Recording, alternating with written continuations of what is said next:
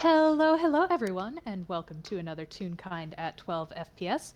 I am one of your hosts, Noodle or Pasta or Udon, or whichever variation thereof y'all are feeling like today.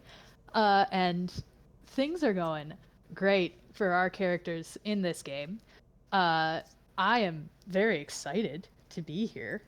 I am bringing one Bird Boy Jubilee Yukon, and I am joined by my fantastic friend, who is responsible for our title card art. That looks so cool and fun and nifty, and I always get very excited when we get their art because it's so cool and very shaped. Ah!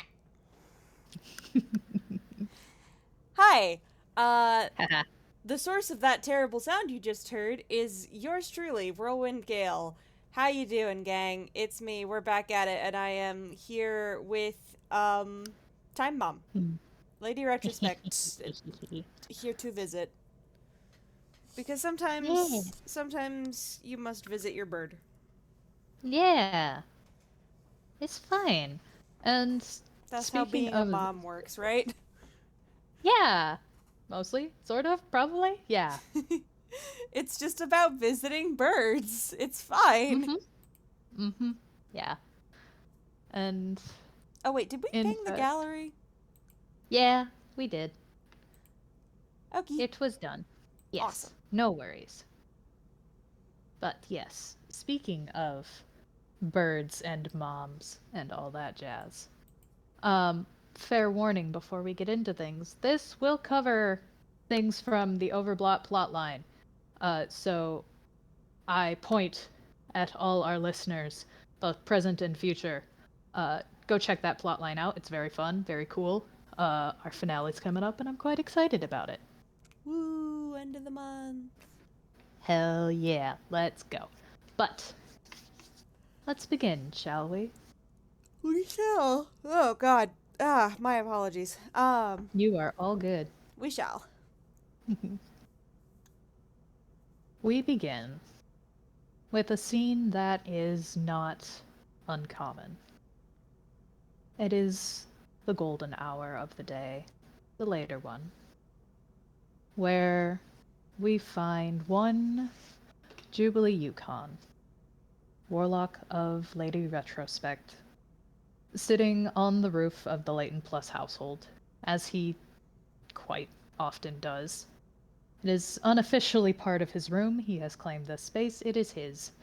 Uh, then again, if you ask anyone else in the house, they'd probably argue differently, but, well, Juby's pretty much the only one here right now. And, well, he is trying to do better about things than he has in the past. Some recent conversations seem to have finally cracked the stone in half that is his stubbornness, apparently, on refusing to acknowledge that, yeah, he's allowed to ask for help. That's a thing he can do. He's allowed to do that. Mm-hmm. Or reassurance and stuff like that, because that's a thing. He is allowed that. Mm-hmm. And he might be needing some of that because a certain friend of his has gotten kidnapped. And Oops. members of his, friends and family certainly would not take that well. No, they wouldn't. No. So he's been trying to be steady for everyone, trying to help get people together, do what they need to do, share what information he knows, and make sure everyone can not lose their head. Yeah, Yeah. he's trying. Your choice of words amuses me, but yes. I thought about it and had to keep rolling with it. Uh, but he has a very familiar pocket watch out and is fidgeting with it as he talks to the evening air, both not expecting a response and at the same time knowing that someone is definitely listening because she always finds a way to know. As is her nature. Mm-hmm. And between one moment and the next, it goes from being a quiet evening to Jubilee suddenly finding himself somewhere else. Somewhere with the gentle light of gas lamps and the ever present falling of rain. And this is not somewhere he's unfamiliar with, but he'll admit he didn't quite expect to wind up here.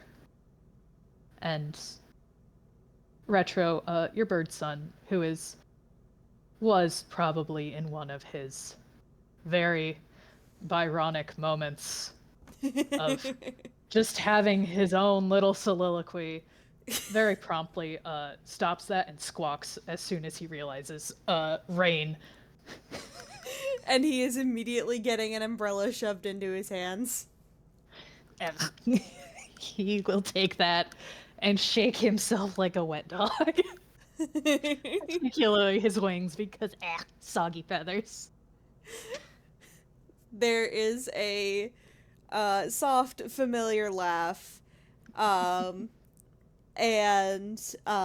familiar snapping of fingers, and his wings are dry.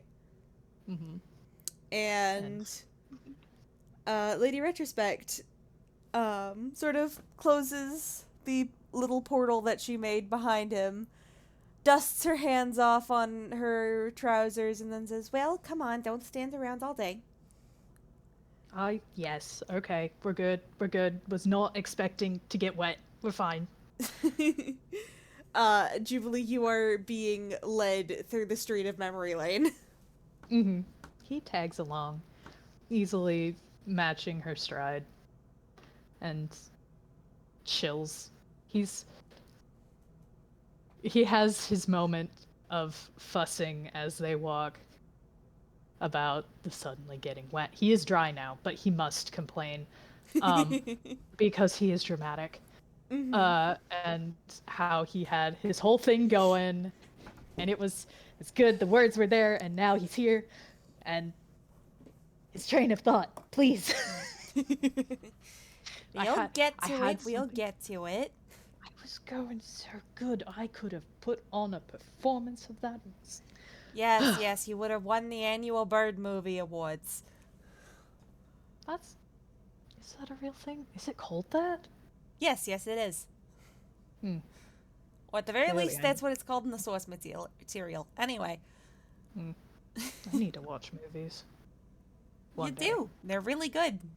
I swear to God, I will start sending you an allowance specifically to go to the movies. I very much enjoy them. I think you would as well. Yeah, but I have to be responsible with money right now. Okay, but consider, I can just make gold happen. I can just send you money for movie tickets. He considers, and I'm not gonna have him roll deception because I know I have seen Retro's modifiers. Have him There's roll no way anyway. It would be funny. Yeah, all right. My boy, how much are you going to try to hide things from your mother? Poorly. Very poorly. Dear audience, that was a nat 1. Oh my god. Mm-hmm. So. Oh my god. And hilariously, almost a nat 20 on my end. I got a 19 on the dice. Amazing.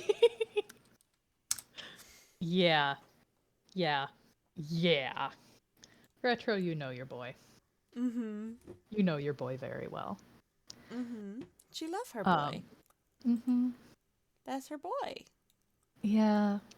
And you also know your boy's good habits, and you know your boy's terrible habits.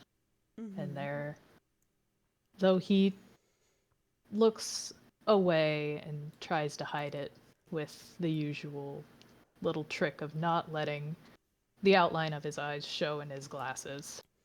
Mm-hmm.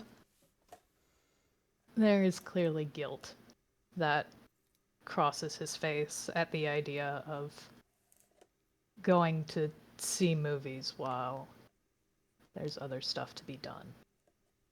There's a lot on his mind, clearly. Yeah. And she sees this and kind of blows out a little puff of air through her nose and kind of, bumps her shoulder into him. I didn't say it had to be right now. Well, yeah, okay. Sorry, not quite able to focus on the big picture at the moment. I get it. You've got a lot going on, kiddo. And we're gonna talk about it in a minute, but first I gotta grab something. You're coming with me to get it. Where are we going this time? You guys are standing at the foot of the Zatori clock tower. Which, fun fact, is not a place Jubilee has been before. Mm-mm. It is sort of the central feature of this sort of sector of Memory Lane. It is what this sort of pie slice of the island leads to, is this big, really tall, beautiful clock tower in the middle of this like really pretty plaza.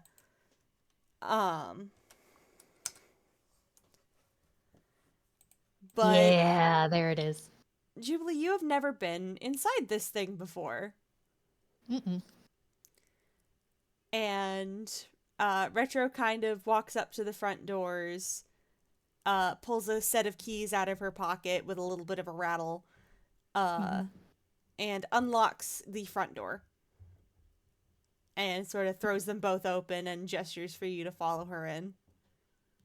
Yeah, I think he takes a second, letting the umbrella like tilt back as he like cranes his neck to try and see the top of it from just looking up at the front door, but quickly follows after a moment. Yee. And proceeds to immediately look around, because even if he is, being Jubilee, he's being Jubilee. He is also a curious little gremlin who wants to get his hands on everything. And it's an interesting art style in here. It is the strangest combination you have ever seen of like industrial and Baroque and Art Deco. It is very maximalist and very steampunk. And as you guys walk inside, there's like one of those sort of steampunk or like clockwork models of the solar system. Except in this case, because we don't have a solar system because it's D&D, we have a planar system model. Yeah. Which is very clearly a model of like the planar system of Zatori's universe. That's just kind of slowly ticking away, showing the movement of the planets and stars and the things that move between them and whatnot and what have you, the layers of reality. And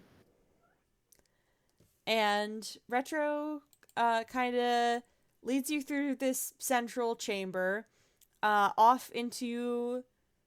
Well, first she takes you up a set of stairs. Then you guys go down a second set of stairs into one of the little towers that comes off of the building. And while you're there, she doesn't say much. She just grabs what look like giant spools of glowing, like, you know how black light glows? How it's, dark in the middle and then has a purple glow around it? Imagine something like that. But giant spools of this black light thread. And she picks out a couple of them and puts them in a big old basket, and she hands them to you. And Juby will take them as he's paying attention. He's doing his best to pay attention. There is just a lot to see here. Mm-hmm.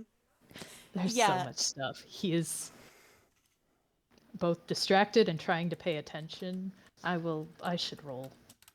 One sec. See just how distracted is the bird.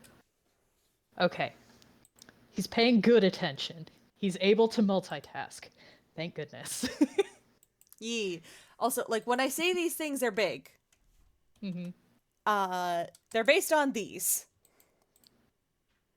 Oh. Oh, I need to do a funny now. Like, Jubilee, each of these spools are, like, waist height on you. They are as tall as Retro. Mm-hmm. Yeah. And that was a strength save. Retro, your boy is a noodle. There is the comedic as she turns around after handing him these. Just a poof of feathers as he flops, having not expected them to be as heavy as they are, but quickly recovering. And she kind of just laughs and then walks over. I'm good. I've got it. I got it this time. We're good. You sure about that? Yeah. I'm good. Mm-hmm. And she kind of not be defeated by string.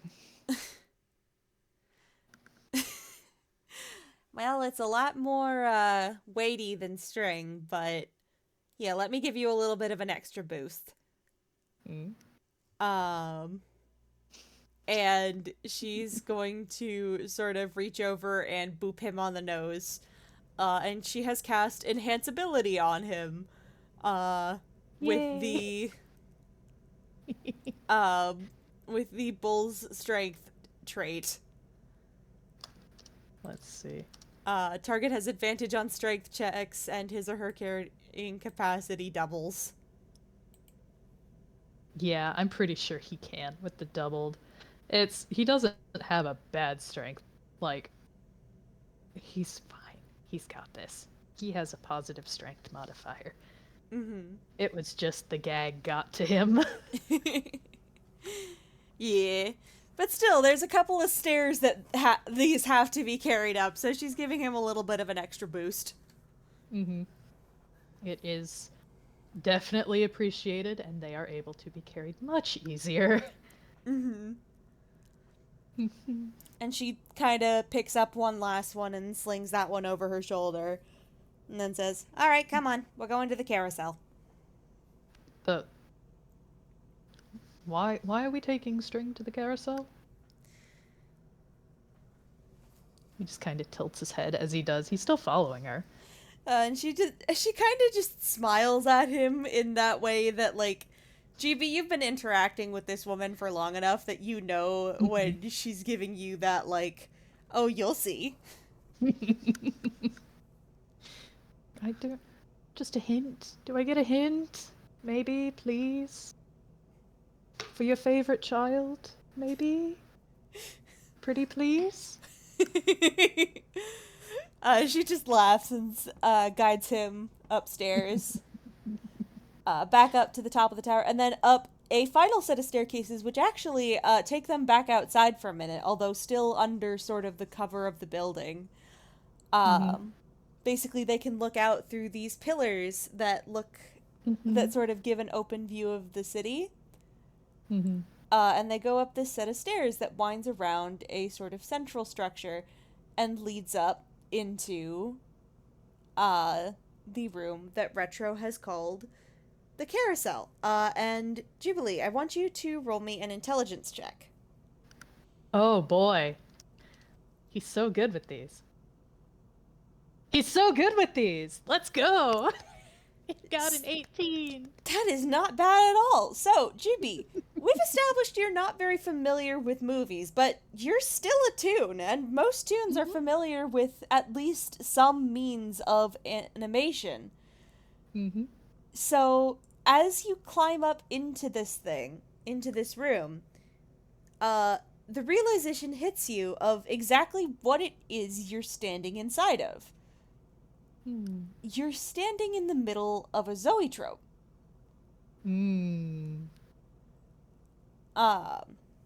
To those who do not know what a zoetrope is a very old style of animation where you would take a strip of drawings,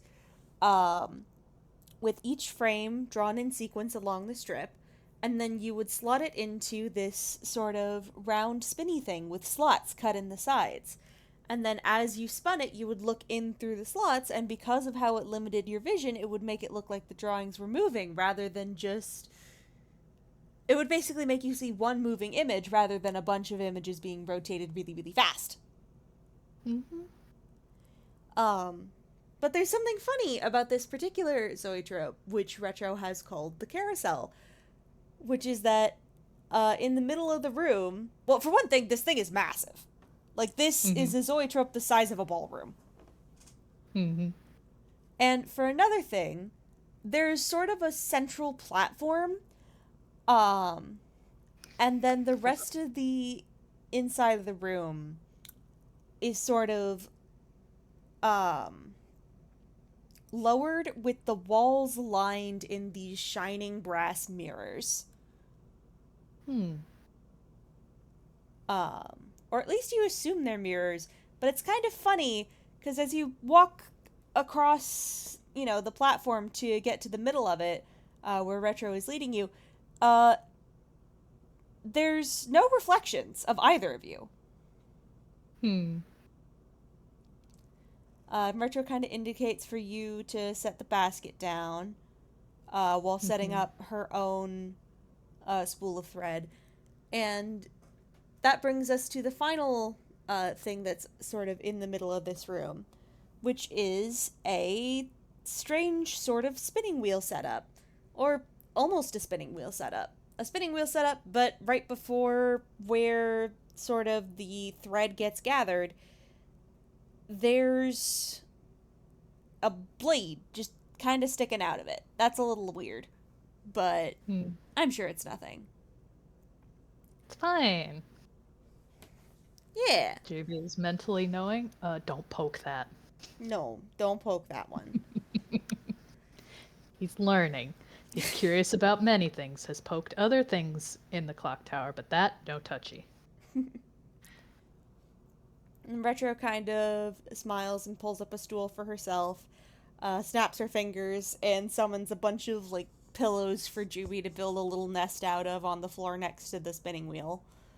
And he will set the basket of thread that she had him carry on the other side of her so that it's not in the way of the pillows and still within her reach.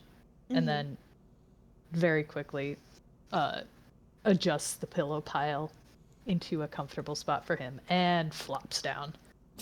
There is no grace to this. It is just faceplant. With a long, relieved sigh as he sinks a little bit into the pillows.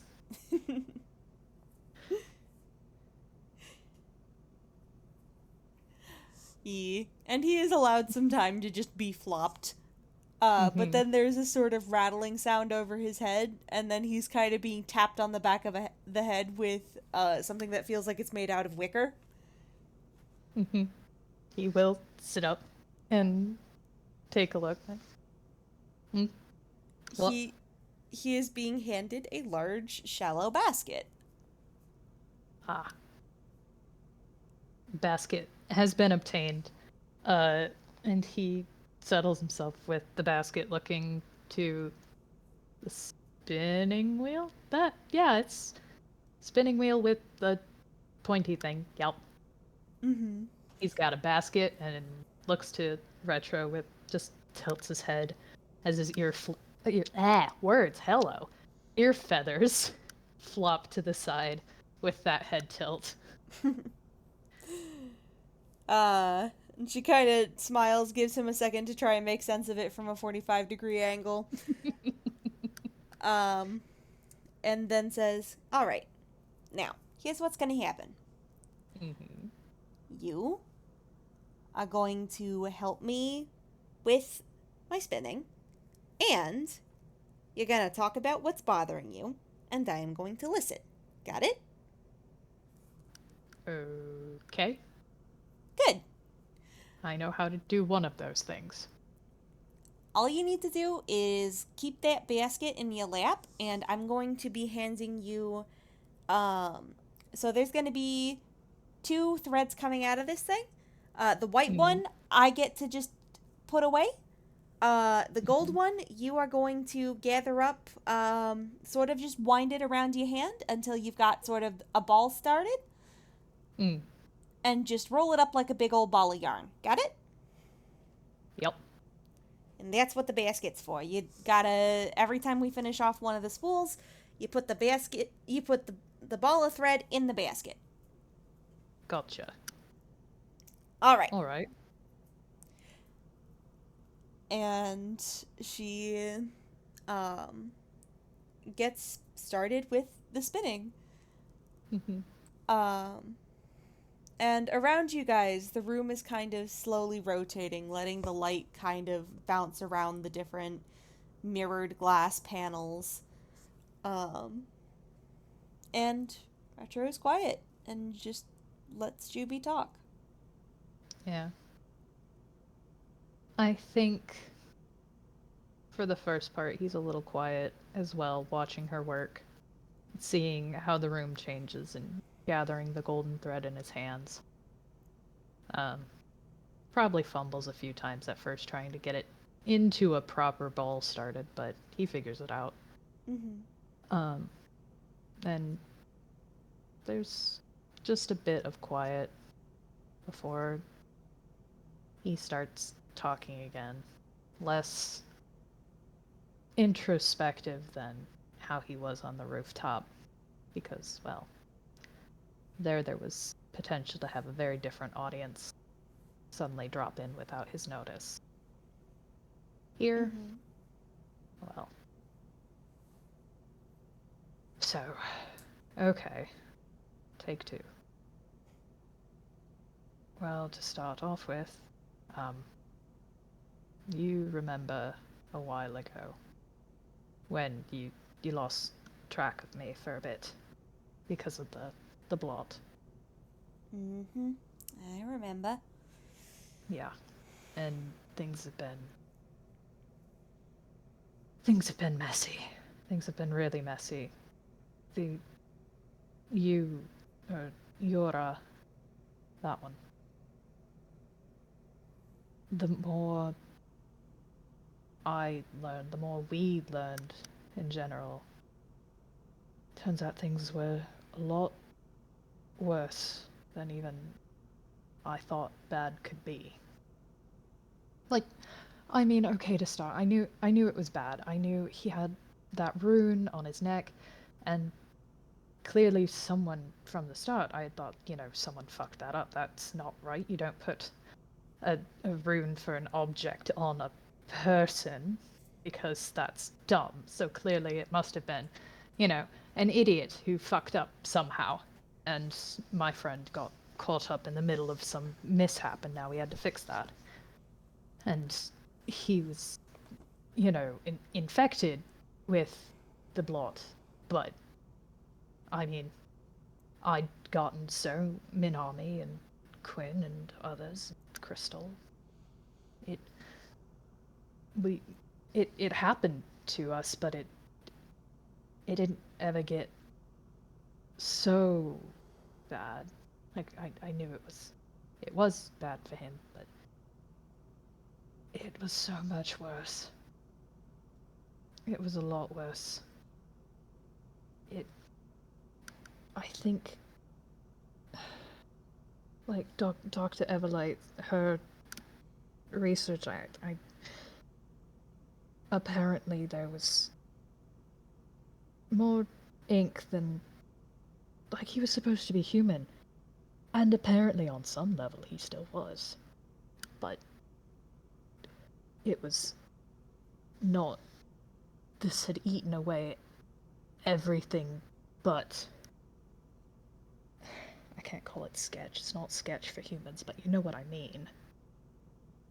I believe for And humans the term is, what, skeleton? at the very least. I don't know how bad it was at the time.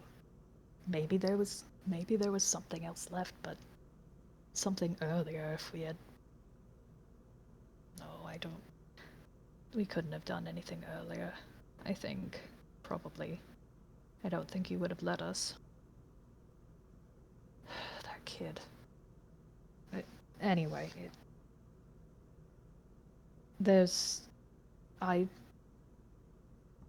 we found the person behind that, or more, whatever that interviewer entity guy. I think he's just a guy. He's fucking... I don't know. The interviewer who... Is it really a kid? I still don't think that was a kidnapping. It wasn't. I was fine. If it was a kidnapping, that would be worse. Like, things... There needs to be a rescue, and I was able to just walk out of there. It was fine. Not a kidnapping. Just I an don't care what impromptu the others interview say. session. Yeah. Weird one, but been in stranger situations.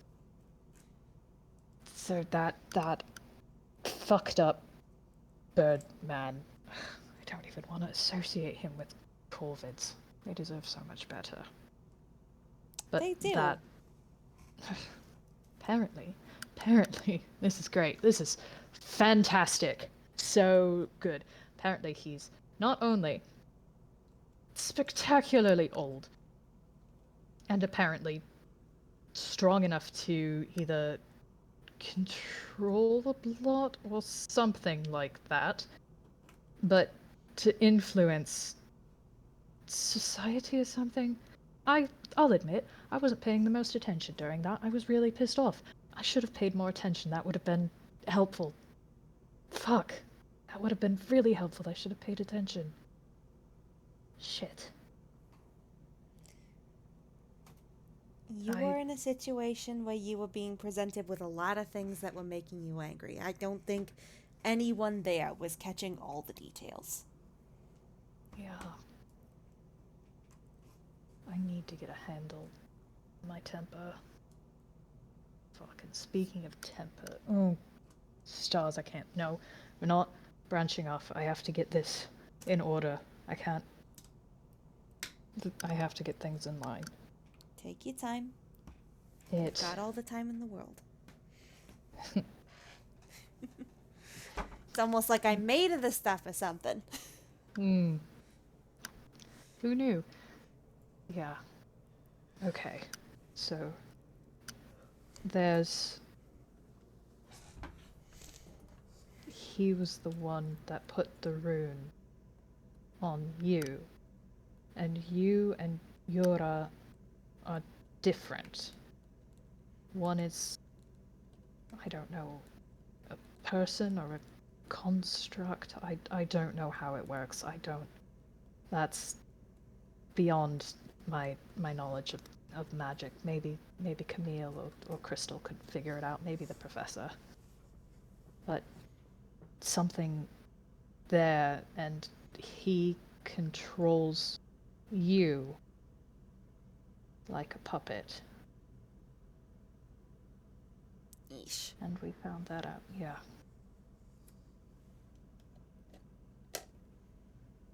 Like, you couldn't say, like, he used to be able to, you know, brush stuff off, or if you ask a question that was stupid, he could be like, yeah, no. But as things went further, as time went on, the more I visited, the more he just deteriorated, I suppose. Until recently, when Dad called, and apparently that's when we found out about you and Yura, and just how much of a fucking creep that Faye is. Put my friend in a gilded cage, Mum. don't know how long Yura's been stuck there. But there was just bones and ink in a coffin. And I don't know, Tome, that he could communicate somehow. I don't know. But that happened, and we were there in the room. It was wrong. It was wrong because I mean the whole place, it wasn't fucked up in any way, but I don't know about any of the other rooms. My theater was, I mean, afterwards it was fine. The second time I went there, it was fine. It wasn't as bad. It was like going back to Requiem, and it wasn't awful. And but this place was off because it was just homey in the worst way. It was comfortable, and it shouldn't have been, because there's a fucking coffin in the middle of the room, and that creep could just appear. And he did. And I mean, I think Dad almost started a fight, and I don't know if I could have protected him and Yora, and that, I mean, I think things went as well as they could have, but that was too close, and fuck, I can't afford to let things get too close. I really can't afford that. You got out of Especially there not. alive. That's what's important for now. Yeah, but we're going back. I mean, we have to go back. And undoubtedly he's going to be there again. And whatever construct awaits us, that we'll have to fight. I don't know how bad it's going to be, because I don't know if it'll be Euro actually, like I knew I had some sort of influence control. I don't know. Like I didn't want to hurt them, and it didn't hurt them as much as it could have. But if that bastard can control you like a puppet, Then if he you don't know controls, whose will is gonna be the one calling the shots. yeah, Oh, I kiddo. don't know if I can protect everyone, and I can't. I can't let them get hurt. I've been doing a lot better, and I've been able to do what I want to do and not let them get hurt. And even, I mean, there was a heist recently that was, it was practice and getting, making sure my skills were sharp and sure things got fucked up, but nobody else got hurt, and that was the point. That was the point, and I can't. Juby, breathe for me, okay, kiddo? Yeah. And he takes a deep breath, easing up on how tightly he was holding the string in his hands, and adjusts how it was wound so it's not just wrapped around a fist. Right.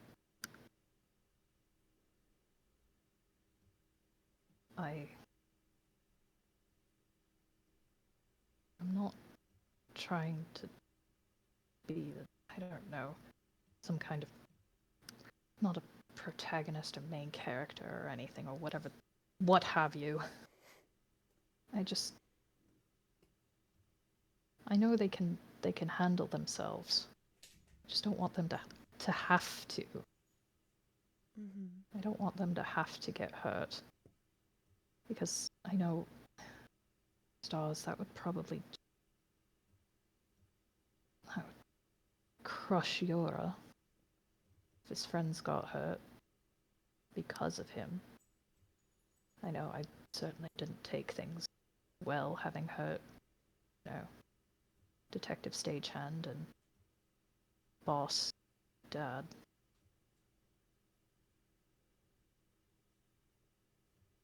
I at least was used to not doing the right thing. I'm not going down that path again. We're not. You don't need to worry about that. I wasn't. I know you. You're not. You've done your share of backsliding, but I don't think this would set you off again. I think you know better than that. I like to think I do, at least.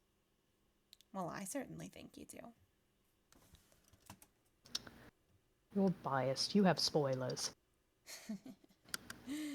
Ah, yes. The glory of going into things pre-spoiled. I'm always right. But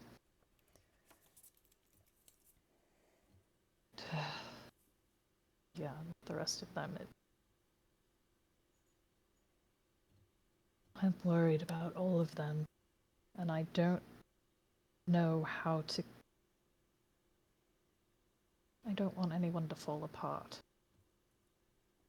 And it's like, okay, so I have faith in Dr. Everlight. She just needs to come back from her ordeal. And that's exhausting, but you can rest and handle that, and she's the smartest of us about that, Doctor. Even if she can be a stubborn one and put others before herself, with at least a goal in front of her, I have faith she'll be able to do that and be ready. Mm-hmm. I don't know what's up with the professor. He's a weird old man, but he's a weird old man who usually gets shit done. Even if he just came back from getting kidnapped. Yeah, but hey, that's two people you can mostly rely on to have their heads screwed on straight. Who else you worried about? Camille. The little detective? Yeah. What's the sitch there? Not taking it well. Oh. He's doing the thing all detectives I notice do, where they get so focused on a case they forget everything else, and it's important, and this one is undoubtedly especially important because this is someone we know. He wants to save people. Mm-hmm. I know he doesn't want to push anyone away and is trying not to. He's just forgetting himself. Mm-hmm. And of course, if one of them is having problems, the other one, Leo's isn't related to everything at present, but there's something wrong with him. Of course there is. I ought to know my younger siblings. There's something wrong with him. But I just don't know what it is. I don't know why he's angry. It's not right. He shouldn't be angry like I can get angry.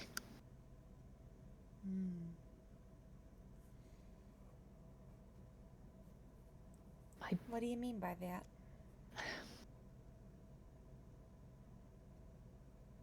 Like,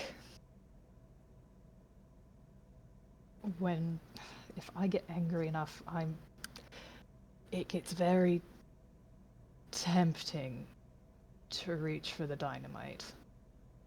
Mm-hmm. And I haven't quite been able to let it be disposed from my hammer space. Mm-hmm. You haven't quite managed to shake that habit. Yeah, he rubs the back of his neck. It's all right. Listen, we can always use more sand in the deserts. Yeah, I've certainly added to that, especially after that interview. Bastard. Again, bastard really isn't a strong enough word, but fuck him. Unfortunately, this is a PG-13 server. Alas. Tragic. But I know that anger. I know that. I can recognize that, and I deal with that by blowing shit up. Even if it's not the smartest or healthiest way to handle it, it deals with it. It's probably a better way than most. It doesn't hurt Yeah. anyone. You're just blowing up a bunch of racks. The Yeah. only thing you're really risking is maybe pissing off a couple lizards who are a little miffed about losing their shady place, but hey, I'm sure they can find somewhere else. And it's convenient boulders. There's usually nothing. The creatures in the desert recognize when things are convenient boulders. So, you're not hurting anyone, and Yeah, it gives but you an outlet. That's important. Sometimes feelings get too big to be held in and they need to be expressed, and that's not unhealthy. yeah, but why is Leo on that same level? That kid wasn't like that when I met him, which I know is a weird thing to say, but No, it makes that sense. was You're noticing a change in somebody that you know pretty well, right? hmm, Do you know of anything that might have changed? Anything that might have been happening recently that'd stress him to the point where he'd be hitting a snapping point? uh,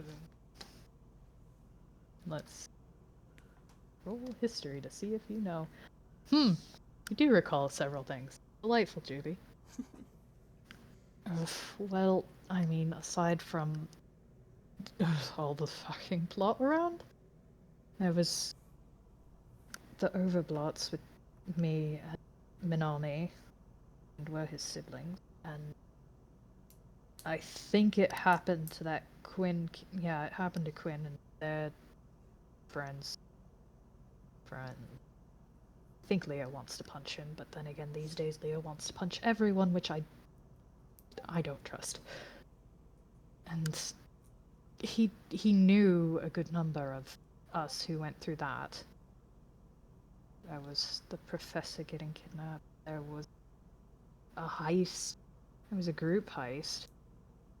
And then there was the heist that fucked up a few weeks ago, where I think I really noticed it.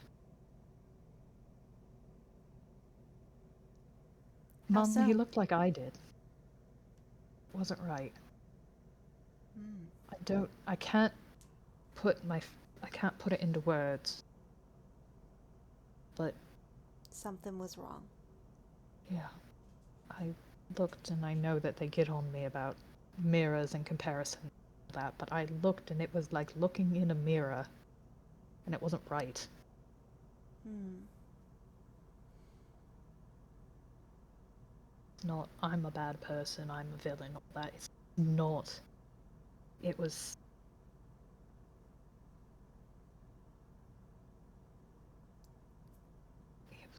ugh, I don't know what to make of it. I have an idea. That one, at least, I have an idea of what I might be able to find more information on. Have you tried just talking to him about it? Yeah, but that's the point. Like when we're around, it's not there. Okay. Then that might be a good point to talk to him about. Julie, apply Occam's razor. Sometimes the easiest solution, the simplest solution, is the easiest way to get answers.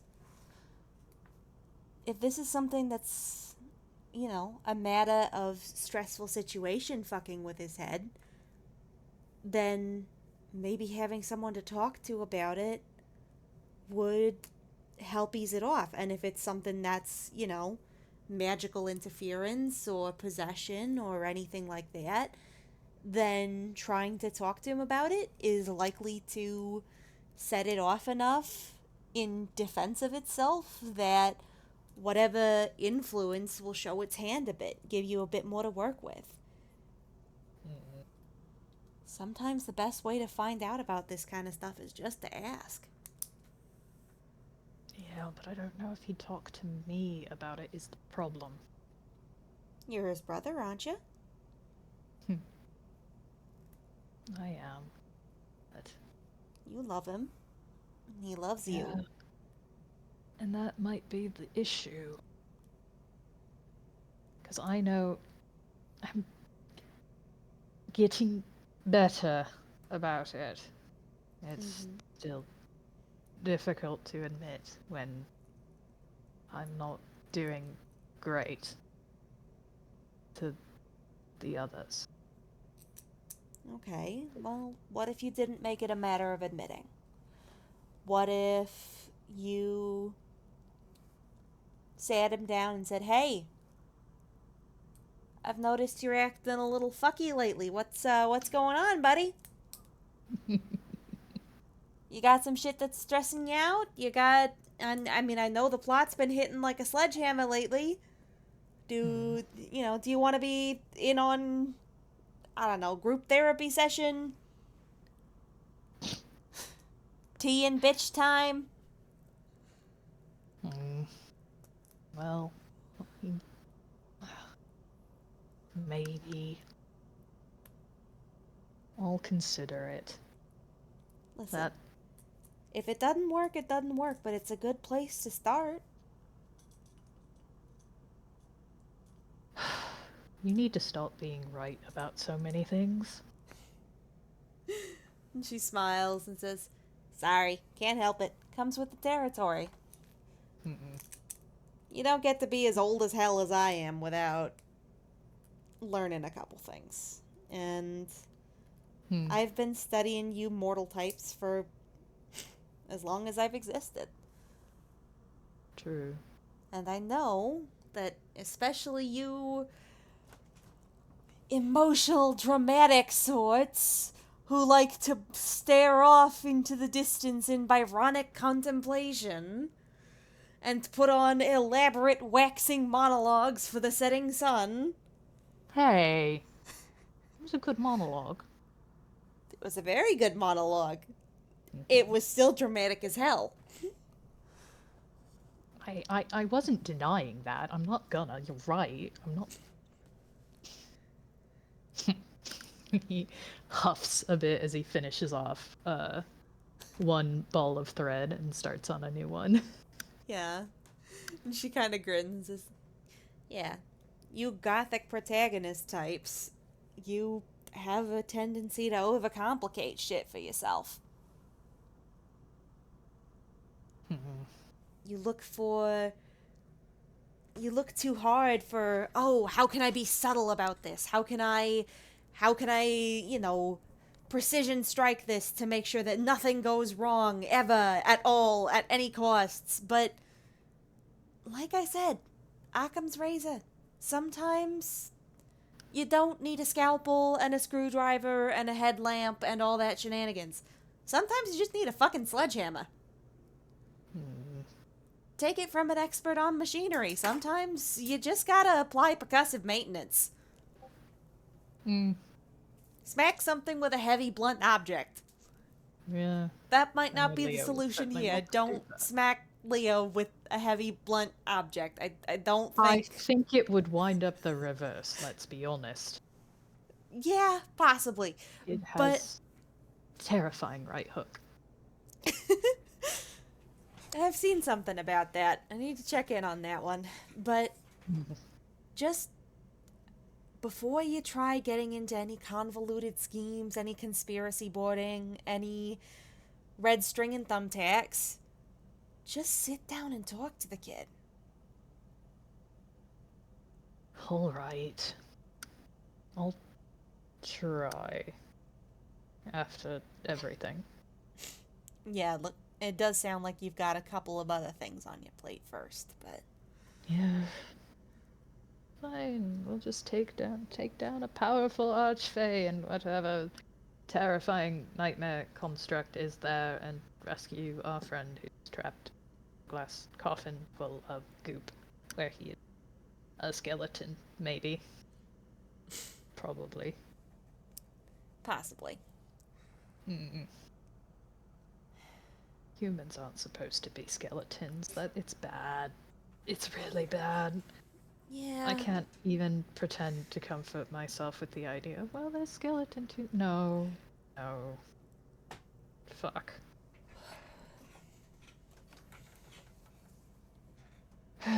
Shit. This has to work. It has to work. It's got to work. What's your plan? Talk me through it. What have you got so far? Maybe I can help you find a new angle to look at this from. I think I remember something we were talking about. Brought by having to find somewhere. I don't remember the full explanation. There was a reason I needed to go scout out some location. And then there's some sort of bell that I think the professor and you were working on. And we have that, and then the Overblot. That has to happen. Which I'm not thrilled about. I don't even know if it can happen. See, that's the problem, because Yuu is gone. We don't know where the fuck he is. And he's... I don't know how the fuck we're supposed to get him back. Did he say anything about where he was going, or... No, apparently there was something with the ink, and he just got pulled under after the fight with Crystal's construct. He just gone, poof, bye. Into presumably ink space. I think because I think that's the only other place it goes. So how the fuck do we get there? Because as far as I know, we need you to get there, because you has the ink, and I certainly don't keep random weird parasite evil ink shit around on my person. Had that on my person once. Awful. Don't want it again. But I don't keep like jars of the stuff around. That would be very weird. But that's the only way I know that we can get to ink space, if we have that, and then get him out. I think. I don't know. I don't know. I'm not... I've tried to figure it out. I've tried to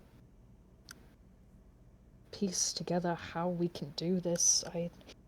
I mean, a battle plan would be helpful. I know I'm not letting the others get hurt. I think your friend would appreciate that much, at least. Yeah, well, he'd also probably get a bit frustrated and rattle me from the plan of how to not let them get hurt. You're going to throw yourself right at him, aren't you? Someone's got to be on the front line. And it's I at gotta least be know you? I can take a hit. I can take a hit better than any of them can. Certainly learned that recently.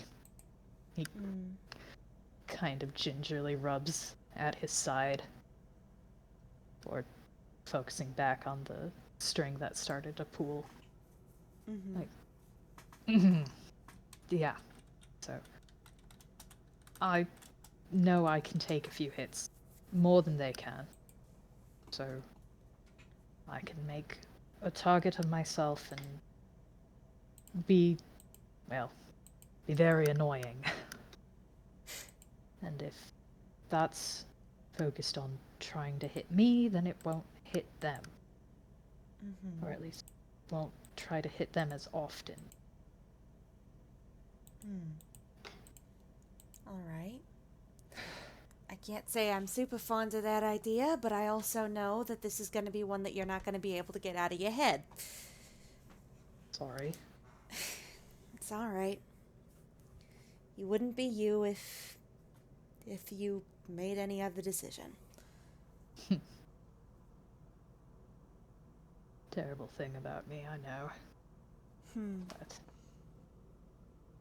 Well, someone's got to look out for them. Yeah. Certainly, people in Villestown have a terrible habit of not looking out for themselves. So, Well, that's true. we'll be the selfish one and look out for all of them.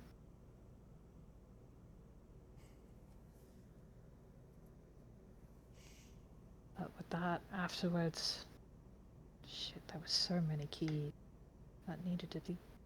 There were locks locks on the coffin that you was stuck in. Tome was able to get 2 of them, but I don't. I mean, when I went in, I had 1 key, and then there was a different one that I think had to do with you.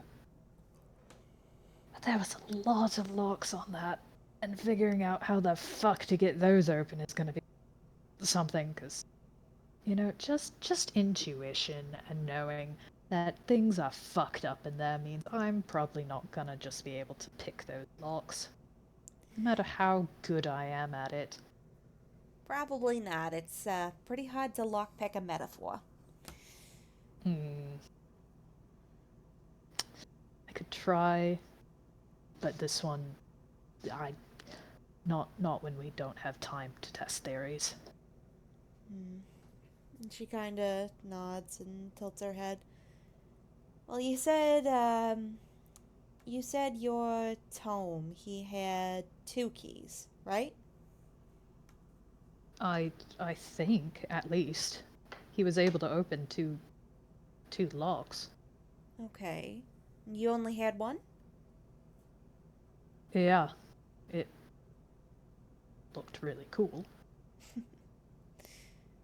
So then maybe people get more keys the more often they're in? Maybe. Because I've only seen you go dock like that a couple times, but I know that there's a fair few on his line.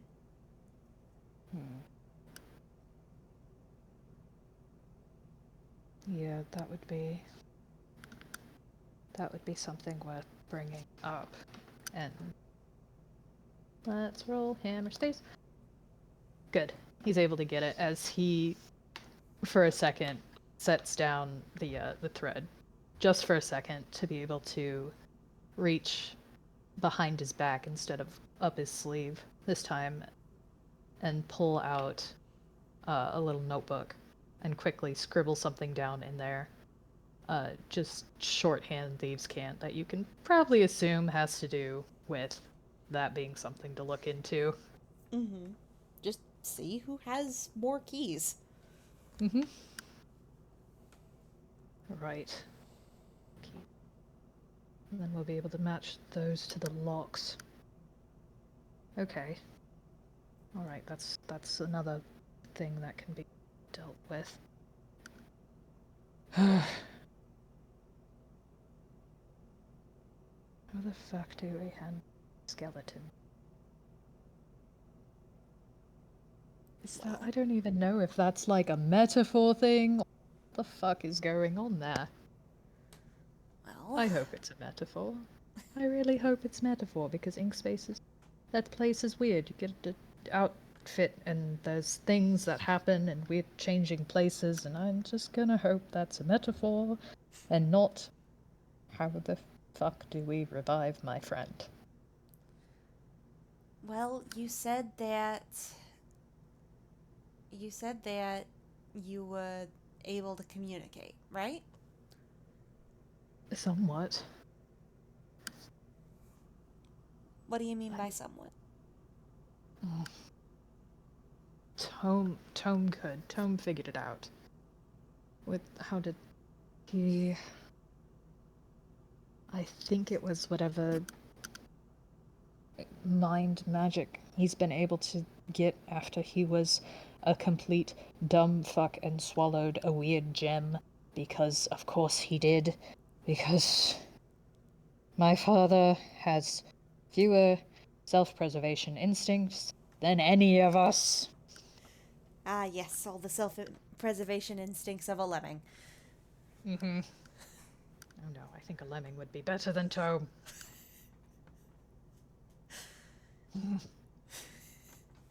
She just reaches over and pats Juby on the head. He just huffs and deflates under her hand. It is a very long, very tired sigh. And she said, but she kind of goes back to her spinning after a moment and says, "Okay, so if you were able to communicate telepathically, then that means that whatever you were communicating with still has a mind, which means that one, it's most likely a metaphor, especially given that, from what I understand of what you've said, there's still some kind of body around up top, right? Mm-hmm.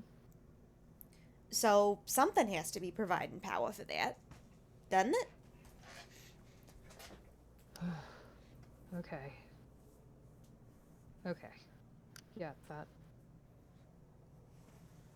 I'm not gonna put all the puzzle pieces together. All I need to know is that there's a chance. There's a chance. And if it's any help, I haven't been able to look much into this friend of yours, but I also haven't seen anyone who you're connected to crossing the station anytime recently. Okay. Okay. That's good. I won't ask for spoil, knowing that that's good.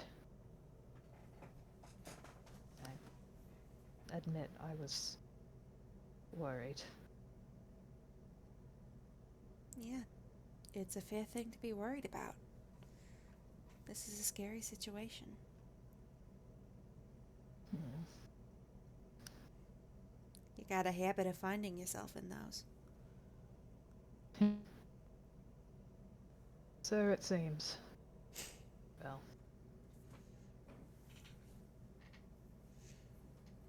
There was something we talked about. Irony that you brought up.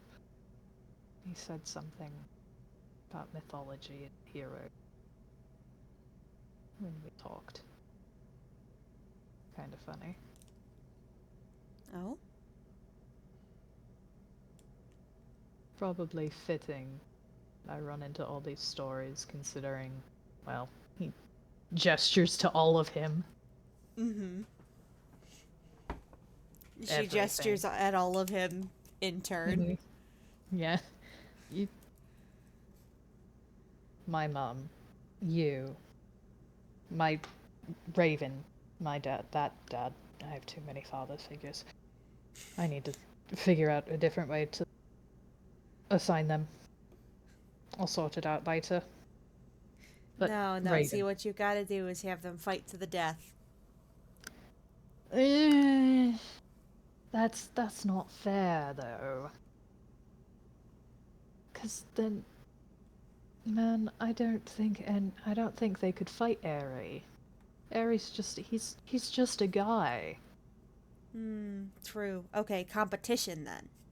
Game show. Yeah, game show. Last dad standing. Yeah. That's a fair fight.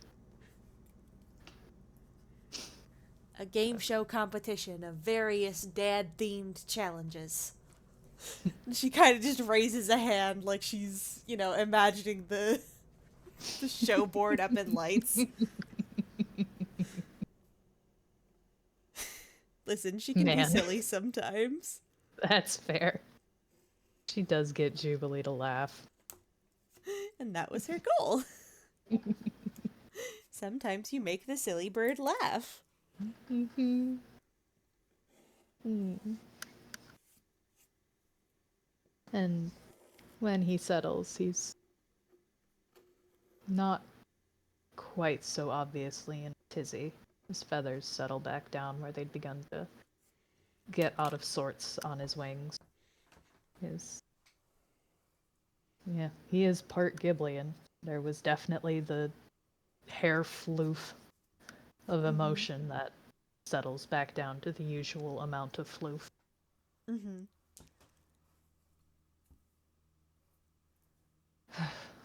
He is no longer trying to puff himself up to seem bigger. Mm-hmm. Didn't even think about it. It just happens when he gets going like that. Mm-hmm. Ah, stars.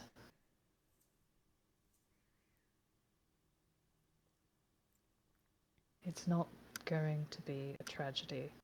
I remind myself that. And I need to trust that. And not run myself ragged. Even if it's very hard. Not.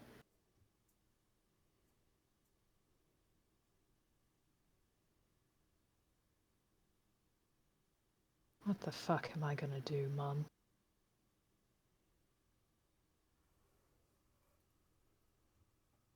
And she kind of hums, thinking to herself as she continues turning the spinning wheel, contemplating the whole myriad of bullshit that Juby is dealing with in this day and age. This lad has so much on his mind.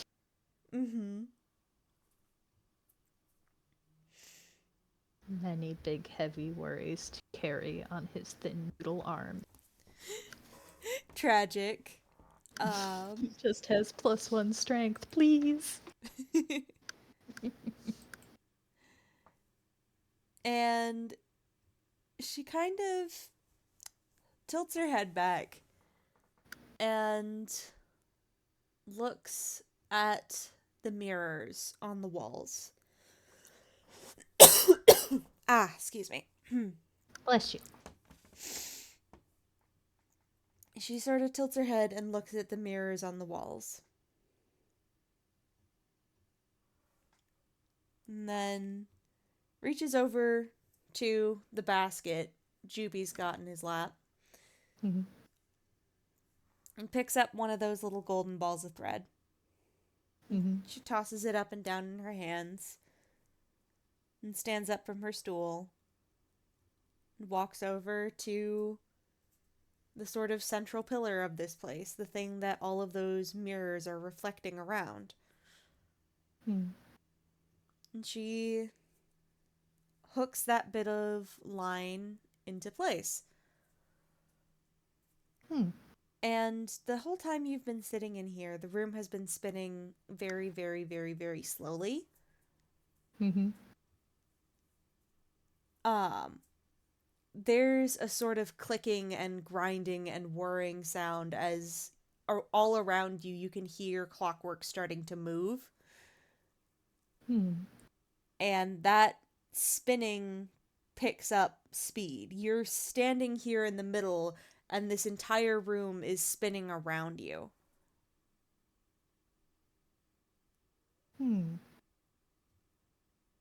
I think, yeah, Juby gets up from where he was sitting, looking around at how things are changing, knowing what this room is technically.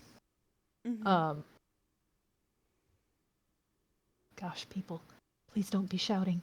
Please. If it helps, Sorry. it's not picking up over here. Phew. Okay. Right. He looks around the room, knows the technical function, and is beginning to get a better idea of probably what was being spun.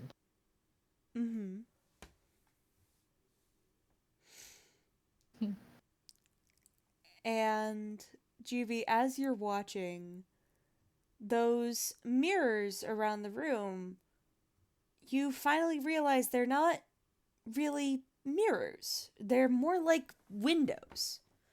Not windows to the outside, but windows to something else. as they light up. And the room spins very, very quickly around you until all of those mirrors, those windows, they blur together into one sequence of images in front of you. And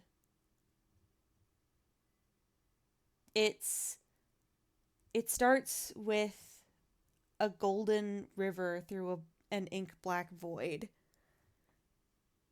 And then it zooms into that river to your silhouette, Jubilee, standing in that river. And then it sort of goes into that silhouette of you's head. And that's when everything comes into full color. And there is a scene. There are several images sort of in sequence. The first is of a view from over the woods near Villestown of a clearing with a very, very large tree in the middle.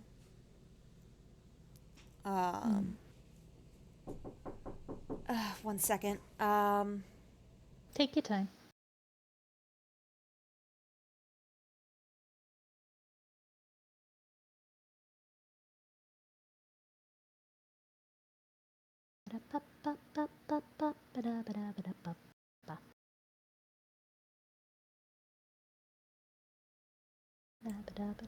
Okay, sorry about that. You're I've good. been completely thrown off my groove, but it's fine. Handshake me with the people earlier. So, we zoom in past the river of time in through Jubilee's perspective, and the first sort of flash of an image is of that clearing seen from overhead with a very large, very clearly very old tree in the middle, surrounded by grass on all sides and flowers. It's a very wide clearing. Then there is the sound of shattering glass and Sorry. 1 second. do do do do do do do do.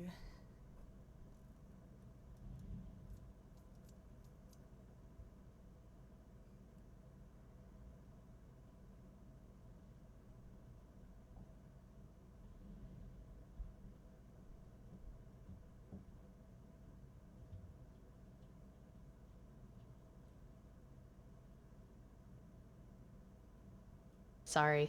Hi. I'm back. You're all Shattering good. glass. Yeah. Yes.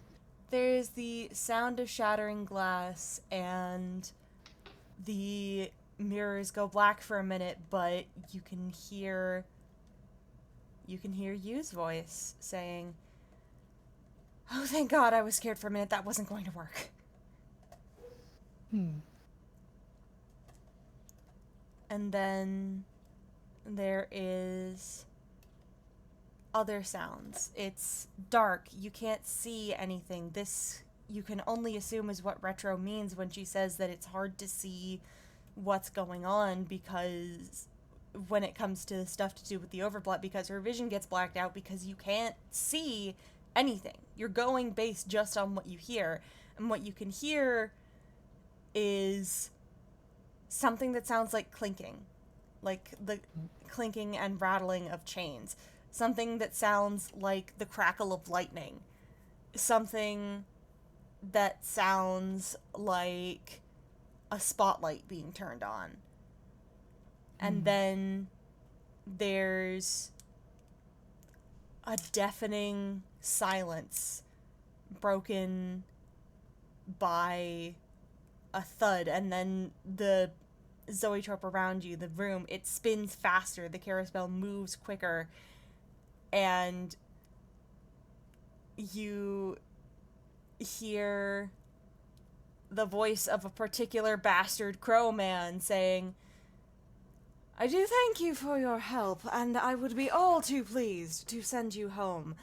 As I am a gracious host, and you have done so much for me, it would be only right for me to do you one last favor in turn." And That sound was probably interrupted by the angriest bird hiss his mother has ever heard. and then there is the flapping and fluttering of wings. There is the sound of a cawing crow. There is a sound like rushing water. And then clinks that sound similar to, you remember what it sounded like walking across the glass-like floor of Ink Space. There's a sequence of clicks and the sound of something creaking open. And that's where it stops.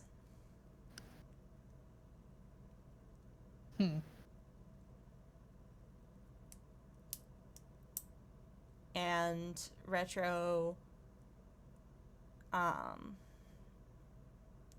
turns off the projectors in the middle of the room and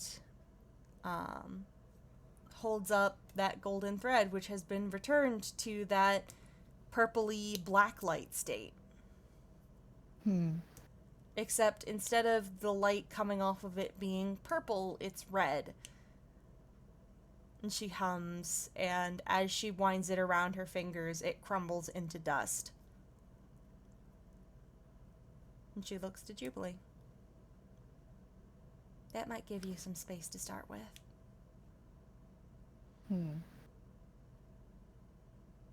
He was quiet watching that. Not shocked or worried, but intense focus. The sort that is rarely seen.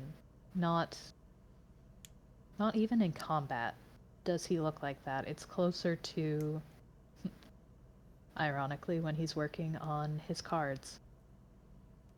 Trying to perfect some new way to stump the dealer, to change the odds, to take luck entirely out of the equation. A focus that speaks to him wanting to make sure that everything goes right. And he cocks his head slightly. Not the full 45 degrees. Ear feathers flicking as slowly things come to a stop. And the red glow does get his attention pretty quick. And he sees it crumble away. Yeah, I think that's a good start. I think I can find that place. That might work. That might work. And he is going from having been very still to suddenly very animated. As he immediately just starts pacing. Again, it's not bad.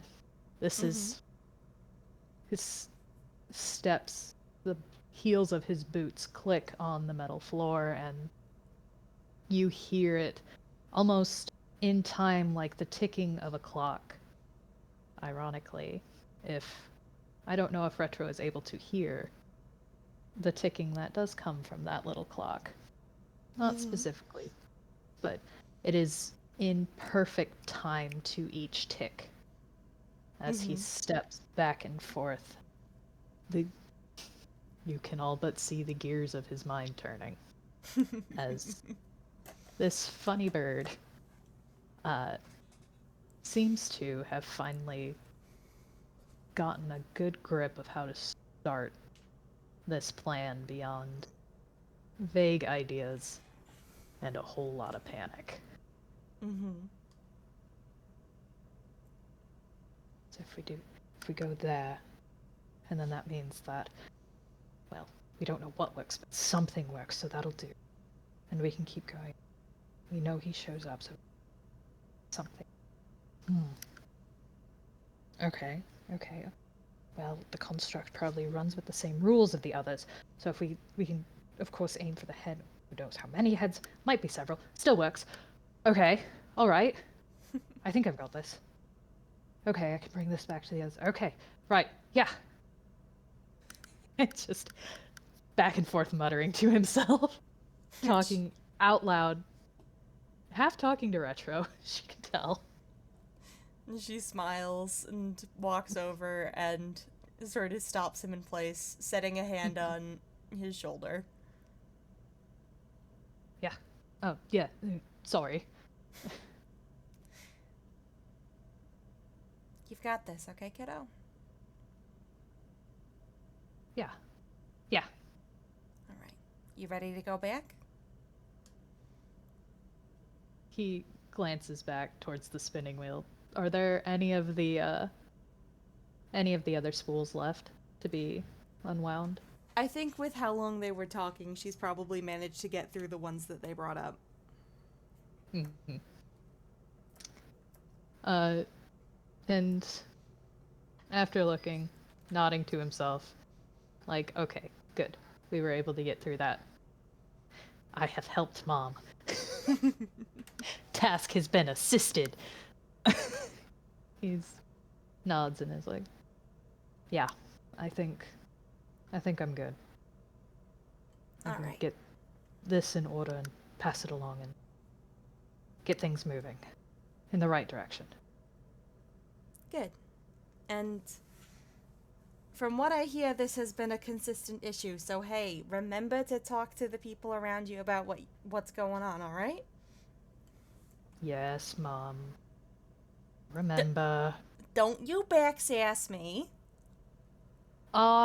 Me backsassing you, I would never. I am the perfect child. I am the most well-behaved. I would never snark at my mother. Uh-huh. And I'm the queen of Ghibli. You might be. I'm not. And she kind of, like, floats up a little bit, gives him a kiss on the forehead. And just... Alright. Knock him dead, kiddo. And she snaps her fingers. And you are back on the roof. And he sits a second, watching the sun finish setting. Yeah. He has that. And then proceeds to dive back through the window to his room in a great clatter. And assuredly all others at the Leighton house proceed to hear a great amount of Grolix as he resorts the definite detective conspiracy board that he had made to start figuring this shit out. I can't believe the boards are contagious. It's real. He's figured it out. He's seen them. He's like, this is basically what we're doing, right? Right? Okay, this is how you do this. Totally. Yep. God, I love him. Yeah, there's probably a point where the board actually gets thrown out the window. A pause. And then running down the stairs and going like, no, actually, wait, I need this. Trippy, oh my god. Oh, brilliant. There's a bit of a mess, but he has had a breakthrough.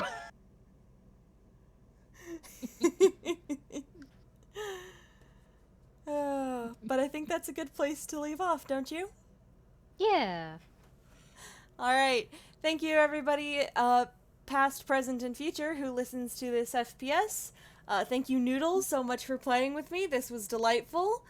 Everybody say goodbye to our listeners. Goodbye, listeners! Bye.